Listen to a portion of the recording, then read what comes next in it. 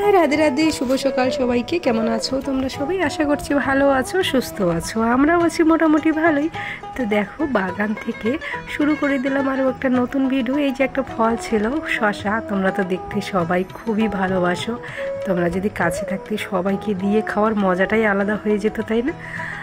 তো দেখো, বাগান থেকে চলে আসে, দেখো সকাল সকালের দিকে মা ওরা ধান মেলে দিচ্ছে। দুদিন আগে ধান সিদ্ধ করা হয়েছিল, কিন্তু ওয়েদার খুবই খারাপ, বৃষ্টি হচ্ছে, যার জন্য ধান আর বের করা হচ্ছে না বাইরে। আর ধান বেশি দিন ঘরে থাকলে সিদ্ধ করার পর গন্ধ ছুটে যায়। তো দেখো, আকাশটা তো খারাপ, তবুও বের করে দিতে হচ্ছে, কি আর করা যাবে। আর এদিকে আমি সোনা পাখিকে একটু দেখিয়ে দিলাম। সোনা আমার এদিকে সকাল সকাল কিন্তু খাওয়া দাওয়া হয়ে গেছে। আমার সোনা পাখি এখন রেস্ট করছে। আর দেখো, আমি তো এখন বাইরে কোনো কাজ বাজ তেমন কিছু করছি না, শুধু টুকটাক কাজ করছি। আর রান্নাঘরে ডিউটিটা তো পালন করতেই হবে, তাই না? কারণ সবাই তো আর সব কিছু একসাথে দায়িত্বটা পালন করতে পারবে না। আর মা ওরা বাইরের কাজগুলো করছে, আমি রান্নাঘরের দায়িত্বটা পালন করছি। সকাল দুপুর রাত এই আর কি, একটু না একটু তো করতেই হবে। একদম তো বসে শুয়ে থাকলে চলবে না। যখন যখন খারাপ লাগে তখন তখন তো থাকতেই হয়, রেস্ট নিতেই হয়। তো যাই হোক, দেখতে পাচ্ছ সকাল সকাল খিচুড়ি করছি। আজকে ভাই বলছিল যে আজকে খিচুড়ি খাবে, মানে ওয়েদারটা তো খারাপ, মানে এরকম সাথে সাথে ওয়েদার বা বৃষ্টি বৃষ্টি ভাব থাকলে খিচুড়ি খেতে কিন্তু খুবই ভালো লাগে। আর দেখো, সকাল সকাল তার জন্য আমি খিচুড়িও করে নিলাম। তো সময়টা বাঁচানোর জন্য আমি কিন্তু এভাবেই করি। চাল ডাল প্রথমে প্রেশার কুকারে একটা সিটি মেরে নিই, তারপর সম্বার দিয়ে প্রেশার কুকারের মধ্যে একটু ফুটিয়ে নিয়ে নিলেই হয়ে গেল আমার খিচুড়ি। খেতে কিন্তু মন্দ হয় না, ভালোই লাগে। তো দেখো, সবাইকে দিয়ে দিয়েছি। আর এদিকে আমিও একটু খেয়ে নিচ্ছি, যেহেতু সকাল সকাল আমার আবার ওষুধ খাওয়ার আছে। তো খেতে কিন্তু ভালোই হয়েছে। তো সাথে যদি আর একটু বড়া বা পাঁপড় টাপড় কিছু থাকতো ভালোই হতো, কিন্তু কিছু করিনি। ওই খিচুড়ি, শুধু শুধু খিচুড়ি খেয়ে নিয়েছি আজকে। আর এদিকে সকাল সকাল কিন্তু বাজারে চলে এসেছে, দেখতেই পাচ্ছ কি বাজার এসেছে আজকে। আজকে এনেছি ইলিশ মাছ। তো ইলিশ মাছের কিছু একটা করতে হবে অবশ্যই, সাথে থাকো, দেখতে থাকো। আর দেখতে পাচ্ছ ইলিশ মাছ আছে, ইলিশ মাছের মাথা দিয়ে আজকে করব কচু শাক। 2-3 দিন থেকে হয়তো তোমরা দেখছো এই যে শুধু কচু শাক খাচ্ছি। এই যে ইলিশ মাছের মাথা দিয়ে কচু শাক খাওয়ার একটা ইচ্ছে ছিল, সেটাও আজকে পূর্ণ হয়ে গেল। একদিন খেয়েছিলাম শুকনো মাছ দিয়ে, একদিন নিরামিষ, আর একদিন হচ্ছে ইলিশ মাছের মাথা দিয়ে। তো খেতে কিন্তু ভালোই লেগেছে, একদমই খারাপ হয়নি। আর দেখো, এদিকে শুধুমাত্র আলু বেগুন দিয়ে একদম পাতলা ঝোল করব। আর তোমরা তো জানোই যে আমাদের বাড়িতে পাতলা ঝোল কতটা ভালোবাসে সবাই, একদম শুকনো শুকনো কোনো কিছু খেতে পারে না। ইলিশ মাছের পাতলা ঝোলে কিন্তু শুধুমাত্র কাঁচা লঙ্কা বাটা, মানে পেস্ট করে দিয়েছি, আর হালকা জিরে গুঁড়ো দিয়েছি, জিরে ফোড়ন দিয়ে। তো এই দিয়ে হচ্ছে ইলিশ মাছের পাতলা ঝোল হবে। ইলিশ মাছের তরকারিতে কিন্তু বেশি মশলা দিলে ভালো লাগে না, ইলিশ মাছের গন্ধটাই হারিয়ে যায়। তো দুই দিকেই কিন্তু রান্না বসিয়ে দিয়েছি। আর কচু শাকটার মধ্যেও একটু লঙ্কা বাটা দিয়ে দিলাম। আর কড়াইটা কীরকম করছে দেখতেই পাচ্ছ। এক হাতে ক্যামেরা করা, এক হাতে রান্না করা খুবই মুশকিল, মানে কি বলবো। আর যেহেতু আমার বড় ট্রাইপড নেই, ছোট একটা ট্রাইপড দিয়ে ম্যানেজ করতে হয়। আর যখন ছোট ট্রাইপডটা হয় না, তখন এই যে হাতে নিয়ে করতে হয়, একটু অসুবিধা হয়, মানে খুবই কষ্ট হয় আর কি। দেখো, কড়াই শুধু এদিক ওদিক দুলছে, কোনো সময় তো আবার পড়েও যায় এক সাইডে। তো যাই হোক, করে তো নিতেই হবে, তাই না?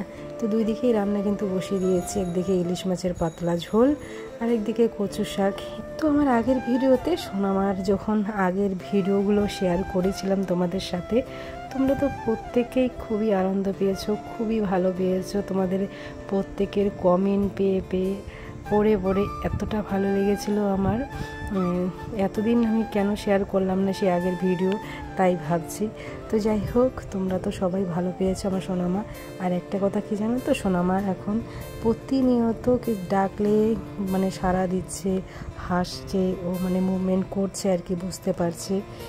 তো খুবই ভালো লাগছে আমার। দেখো, আমার কিন্তু রান্নাবাড়া একদমই কমপ্লিট।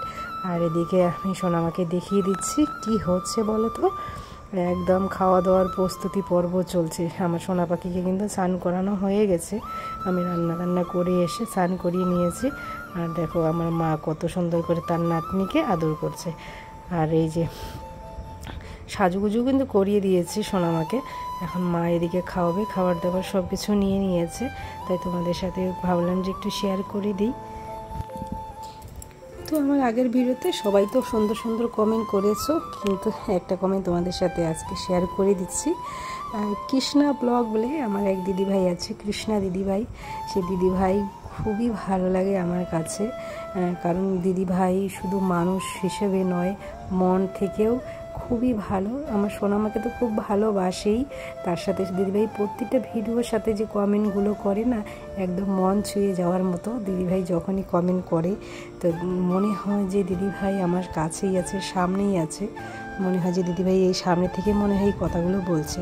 তো এই আগের ভিডিওতে যখন বলেছিলাম যে আমরা হলাম রাজবংশী, মার সাথে আমি রাজবংশী কথা বলি, তো দিদিভাই আমাকে বলেছিল যে বোন একদিন রাজবংশী কথা কিন্তু শোনাবে। তো এই কথাটা শোনার পর না, কমেন্টটা পড়ার পর মনে হচ্ছে দিদিভাই আমার কাছেই আছে। তো দিদিভাই অবশ্যই কোনো দিন যদি সেরকম সম্ভব হয় অবশ্যই তোমাদের সাথে শেয়ার করব। তো সেই অপেক্ষায় থাকো। তো যাই হোক, দেখো এখানে কি দেখাচ্ছি, আমাদের দোকানের পাশেই একটা জাম গাছ হয়েছে। সেখান থেকে আমার এক ভাস্তা, যে আমাদের দোকানে থাকে আর কি, দোকানে, তো সেই ভাস্তাই আমাকে এনে দিয়েছে এই যে কতগুলো জাম পেরেছিল, বলছে কাকি নাও, খেয়ে নাও। তো দেখো প্রতিবারই কিন্তু এনে দেয়, এবারও এনে দিয়েছে, তাই তোমাদের সামনে একটু শেয়ার করে দিলাম। কত সুন্দর সুন্দর কালো জাম, আর এদিকে একটু লঙ্কার আচার দিয়েছি। এমনিতে আলাদা করে কাঁচা লঙ্কা বা লঙ্কার গুঁড়ো দিইনি, শুধুমাত্র একটু লঙ্কার আচার ছিল, সেই লঙ্কার আচার দিয়ে মেখে তারপরে জাম মাখা করে নিলাম। তো সবাইকে দিয়েই খেয়েছি। আর দেখো আমার সোনা পাখিকে এদিকে বসিয়ে রেখেছি। ততক্ষণ এদিকে আমার সোনামার কিন্তু খাওয়া দাওয়া হয়ে গেছে, আর এদিকে বসিয়ে রাখলাম। তোমরা তো জানোই যে সোনামাকে একটু বসিয়ে রাখি আমি দুপুরে, যখনই কেউ আমরা কাছে থাকি, পাশে থাকি। আমাদের এদিকে কি হচ্ছে জানো তো, প্রতিটা দিন প্রায় ঝড় বৃষ্টি হচ্ছে, আর কারেন্টের সমস্যা হচ্ছে অনেক। তো তার জন্য সকাল টাইমটা একদমই কারেন্ট থাকে না। আর আমার সোনামার তো কতগুলো হিসুর কাপড় ধরতে হয়, তোমরা জানোই, বড় বড় বালতি দিয়ে একদম গোটা বাড়ি ভর্তি হয়ে যায়, প্রচুর কাপড় ধুতে হয়। আর পাম করে তো সম্ভব না এতগুলো কাপড় ধোয়া, তাই আজকে সকালে কাপড় ধুইনি, মাকেও ধুতে বারণ করেছিলাম, কারণ কষ্ট হয় অনেক পাম করে করে কাপড় ধুতে। তাই আজকে বলেছিলাম যে আজকে সকালে আর কাপড় ধোয়ার দরকার নেই। তো সকালে মা স্নান দান করে পুজো দিয়ে দিয়েছে। আর এদিকে 12টার দিকে কারেন্ট এসেছে, তাই আমি রান্নাবাড়াটা শেষ করে কাপড়গুলো ধুয়ে দিয়েছিলাম। এখন বাজে প্রায় ওই 1:45টার মতো। দেখতে পাচ্ছ এখন একটু রোদ উঠছে।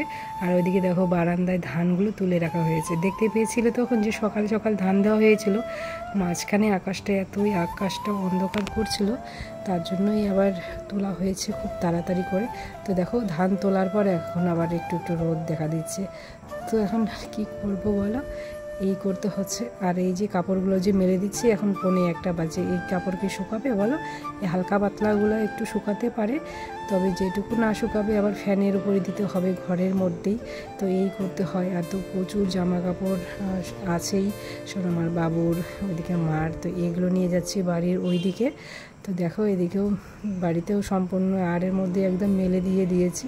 আর দুটো ছাগলের বাচ্চা দেখাচ্ছি, এ দুটো হচ্ছে পাশের বাড়ির। আর এদিকে আমাদের গাইটাকেও খেতে দেওয়া হয়ে গেছে। তো দেখো রোদ তো একদমই নেই, তবুও দিতে হয়েছে, হাওয়া বাতাসে যেটুকু শুকায় আর কি। আর আমার সোনা পাখির তো জানোই কত কাপড় লাগে, খাওয়ানোর পর না একটু পর পর হিসু করতেই থাকে। আর দেখো চলে এসেছি সোনামার কাছে, একটু ঘরের একটু এই যে একটু করতেই হচ্ছে সব। বেশি দিন তো আর করতে পারবো না, একদম তখন হয়তো জং পড়ে থাকবে। তার জন্য যতদিন আছি এখন ততক্ষণ করে যেতেই হবে, একটু একটু করে। আর আমার সোনা পাখি এখনও পর্যন্ত কিন্তু বসেই রয়েছে। তো এখন আমি শুইয়ে দিলাম, কারণ অনেকক্ষণ সোনামা বসে রয়েছে, বেশিক্ষণ বসে থাকলে আবার ওর রাগ উঠে যায়, ব্যথা পায় কোমরে।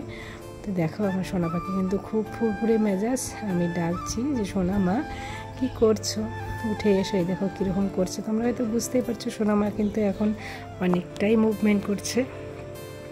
আর আমার রুমা রায় দিদি ভাই বলেছিল সোনামার সাথে সব সময় কথা বলবে, সোনামার জন্য আরও অনেকের জন্য সব সময় প্রার্থনা করে। অনেকেই বলে যে আমার সোনামার জন্য তোমরা সবাই প্রার্থনা করো, তোমাদের ভালোবাসা আশীর্বাদে আমার সোনামা একদিন ঠিক সুস্থ হয়ে যাবে, এটাই আমি আশা করি, এটাই আমার বিশ্বাস। আর এখনই তোমাদের সাথে একটা জিনিস আমি শেয়ার করব, তোমরা হয়তো বুঝতেই পারছো সোনামা এখন কোথায় আছে। তো এত সুন্দর বাবা মেয়ে সুন্দর মুহূর্ত কিন্তু আমি তোমাদের সাথে সবসময় শেয়ার করতে পারি না, কারণ তোমরা তো জানোই যে সোনামার বাবু ক্যামেরার সামনে আসতে চায় না। আর আমার মেয়েটা ওদিকে কত সুন্দর করে রয়েছে, আর বাবু কিন্তু ঘুমিয়ে পড়েছে। তো প্রতিদিন তো শেয়ার করতে করি না, তাই তোমাদের সাথে আজকে একটু শেয়ার করে দিলাম। তো তোমাদের কীরকম লাগলো বাবা মেয়ের সুন্দর মুহূর্ত অবশ্যই কমেন্ট করতে কিন্তু ভুলো না। এদিকে একটু চিড়া গুঁড়ো করে নিয়েছি, ভাবছিলাম যে এই একটু চিড়া মুড়ি গুঁড়ো ভিজিয়ে খাওয়াবো আর কি, দেখি সোনামা খেতে পারে কিনা। তো নানানটা জিনিস ট্রাই করতেই হয়, যেহেতু সোনামা এখন আমার অনেকটাই বড় হয়ে যাচ্ছে, খাবার দাবারও সেই রকমই দিতে হয়। আর দেখো রাত কিন্তু হয়ে গেছে, ঠিক আছে, এখন বাজে হয়তো ওই 11:30। তো এদিকে আমি সোনামার মাথায় একটু তেল মাসাজ করে দিচ্ছি। তোমরা তো জানোই আমার সোনা পাখিকে তেল মাসাজ করে দিলে কতটা আরাম পায়। আর এই তেল মাসাজ করে দেওয়াতে আমি কিন্তু দারুণ উপকার পেয়েছি। কি জানো তো, প্রতিদিন রাত্রে করে আমি একটু বেশি করে যখন তেল মাসাজ করে দিই, তো আমার সোনা পাখিকে এরকম করে দেওয়ার পর এখন দেখছি কয়েকটা দিন থেকে যে রাত্রিবেলা ও না ভালোই ঘুমায়। আগে যেমন ভোর পর্যন্ত জাগনা থাকতো, এখন ওই 12টা-1টার মধ্যে ঘুমিয়ে পড়ে একদম সকাল সকাল ওঠে। তো ভালোই একটা সুবিধা হয়েছে, তাই না? তো চলো আজকে ভিডিওটা বেশি আর বড় করছি না, দেখা হচ্ছে পরের কোনো ভিডিওতে। ততক্ষণে তোমরা সবাই ভালো থেকো, সুস্থ থেকো, সাবধানে থেকো। হরে কৃষ্ণ, হরি বল।